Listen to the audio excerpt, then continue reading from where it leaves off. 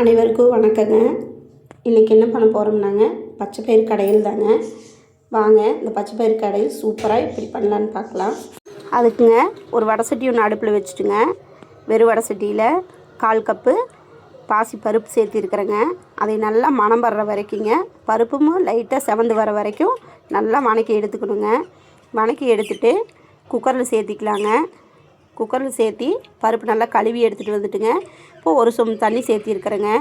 அது கூட 4 தக்காளி பழம் சேர்த்திருக்கிறேங்க, 4 பச்சை மிளகாய் சேர்த்திருக்கிறேங்க, 10 பல் பூண்டுங்க, சின்ன சின்ன பல் பூண்டு, 1/4 டீஸ்பூன் மஞ்சத்தூளுங்க, கொஞ்சமாக விளக்கெண்ணெய் சேர்த்திருக்கிறேங்க.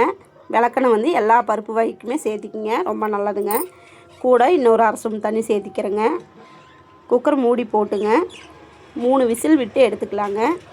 3 விசில் வந்துருச்சுங்க. இப்போ எடுத்து பார்க்கலாங்க.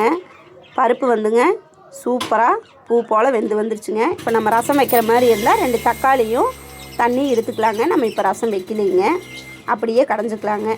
பருப்பு கடையிருக்குங்க. ஒரு மண் பாத்திரம் ஒன்று அடுப்பில் வச்சுட்டுங்க, எண்ணெய் ஒரு 3 ஸ்பூன் சேர்த்திருக்கிறேங்க. தேங்காய் சேர்த்திட்டா இதை விட சூப்பராக இருக்குங்க. கூடங்க 1 ஸ்பூன் சீரகம், 1 ஸ்பூன் வரமல்லி சேர்த்திருக்கிறேங்க. குழம்புக்குங்க சின்ன வெங்காயம் ஒரு 10-20 சின்ன வெங்காயங்க, வரமிளகா ஒரு 4 வரமிளகா 2 கிள்ளிக்கிறேங்க, ஒரு கொத்து கருவேப்பிலை தலைங்க. நல்லா அந்த எண்ணெயிலேயேங்க இதை வணக்கி எடுத்துட்டுங்க, நம்ம வேக வச்ச பருப்பை அதுக்குள்ளே சேர்த்திக்கலாங்க. தேவையான அளவு அந்த குக்கரை கழுவிங்க தண்ணியை சேர்த்திக்கலாங்க. இப்போ பருப்பு கடையிலுக்கு தேவையான அளவு உப்பு சேர்த்திக்கலாங்க. பூண்டுங்க 10 பல் பூண்டு பச்சையாக அப்படியே தட்டி சேர்த்திக்கலாங்க. பருப்பு எந்த வகையான பருப்பு கடையிலுக்கும் பூண்டு வந்து பச்சையாக தட்டி போட்டு களைஞ்சோம்னா டேஸ்ட் சூப்பராக இருக்குங்க. இப்போ நல்லா கலக்கி விட்டுங்க, ஒரு தட்டு போட்டு மூடி நல்லா தண்ணி ஒரு அளவுக்கு சுண்டுற அளவுக்கு வேகறக்கு விடலாங்க. இப்போ நல்லா வெந்துங்க சூப்பராக இந்த தண்ணியும் நல்லா சுண்டி வந்துருச்சுங்க. இந்த டைம்லைங்க பருப்பு மத்து வச்சு நல்லா நைஸாக கடைஞ்சி எடுத்துக்கலாங்க. ரசம் வைக்காதங்காட்டி தண்ணி மாதிரி பருப்பே கடையில் இப்படி பண்ணலாங்க. ரசம் வைக்கிற மாதிரி இருந்தால் பருப்பு நல்லா கெட்டியாக கடைஞ்சி எடுக்கலாங்க. இப்போ சூப்பராக பருப்பு மத்தில் கடைஞ்சி எடுத்தாச்சுங்க.